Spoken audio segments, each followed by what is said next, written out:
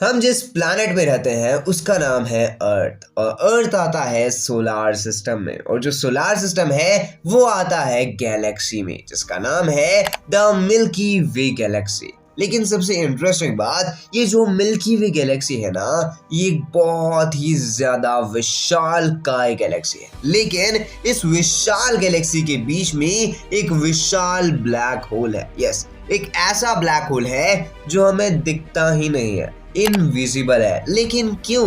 तो देखो, हम जानते हैं कि जो ब्लैक होल्स रहते हैं वो एक ऐसा ऑब्जेक्ट है जो एक्चुअली में फोटॉन्स के पार्टिकल्स को भी बाहर निकलने नहीं देता। यस, तो अगर अब कोई एक ऐसा ब्लैक होल है जो फोटॉन्स यानी कि लाइट के पार्टिकल्स को भी बाहर निकलने नहीं दे रहा है तो वो लाइट के पार्टिकल्स आंख तक पहुंचेंगे ही नहीं और हम कभी भी उस ब्लैक होल को नहीं देख पाएंगे। लेकिन वेरी इंटरेस्टिंगली इस ब्लैक होल के आजू बाजू की एक्सक्रीशन डिस्क ही इतनी बड़ी है जिसकी वजह से ये हमें दिखाई देता है। लेकिन मेन पॉइंट ये बनता है कि अगर ये हमारी गैलेक्सी के बीच में है तो क्या ये हमारी गैलेक्सी को निगल नहीं लेगा?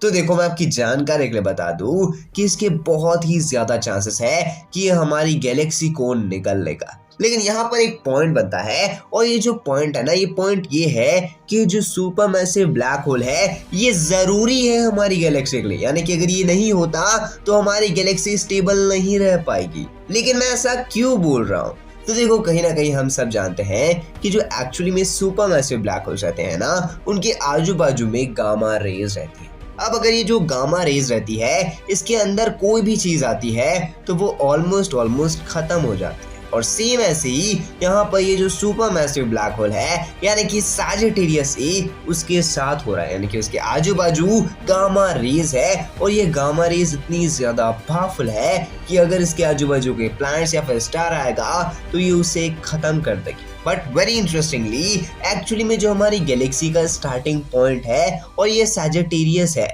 ये दोनों के बीच में इतना गैप है जिसकी वजह से ये जो सैजिटेरियस ए की ग्रेविटी है वो हमारी गैलेक्सी को इन्फ्लुएंस नहीं करती और यही वो मेन रीजन है जिसकी वजह से सैजिटेरियस ए हमारी गैलेक्सी को अपने अंदर नहीं लेता। लेकिन एक और पॉइंट बनता है और ये पॉइंट ये बनता है कि क्यों हमारी गैलेक्सी में सैजिटेरियस ए जरूरी है। तो देखो, हम सब जानते हैं हमारी गैलेक्सी में कई सारे ऐसे पॉइंट्स हैं जहां पर ब्लैक होल्स है। लेकिन सबसे इंटरेस्टिंग पॉइंट, ये जो ब्लैक होल्स है ना ये ब्लैक होल्स एक्चुअली में एक सेंटर भी बन सकते हैं, क्योंकि जहां पर सबसे ज्यादा ग्रेविटी होगी ये जो पर्टिकुलर गैलेक्सी है उसके ही अराउंड गोल गोल घूमना चालू करेगी। वेल, वेरी इंटरेस्टिंगली अब अगर यहाँ पर बहुत सारे ब्लैक होल्स हैं और वो बहुत सारे ब्लैक होल्स में से बहुत सारे ब्लैक होल्स के पास बहुत सारी ग्रेविटी है तो ज्यादातर चांसेस है कि वहीं पर आजू बाजू हमारी गैलेक्सी घूमना चालू होगी। लेकिन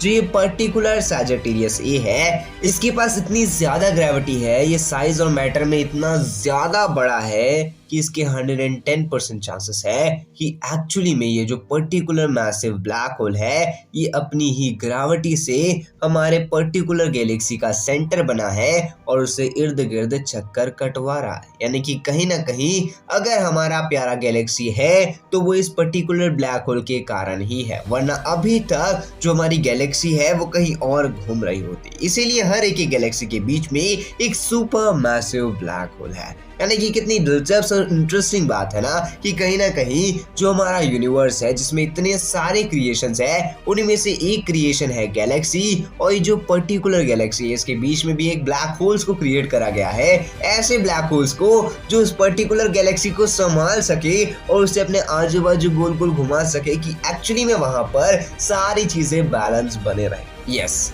इंटरेस्टिंग, मतलब बहुत ही ज्यादा इंटरेस्टिंग। तो वेल, आपको क्या लगता है कि क्या कभी ऑन फ्यूचर ये पर्टिकुलर सैजिटेरियस ए हमें हार्म पहुंचा पाएगा या फिर नहीं? आप अपनी ओपिनियन कमेंट बॉक्स में जरूर बताइएगा।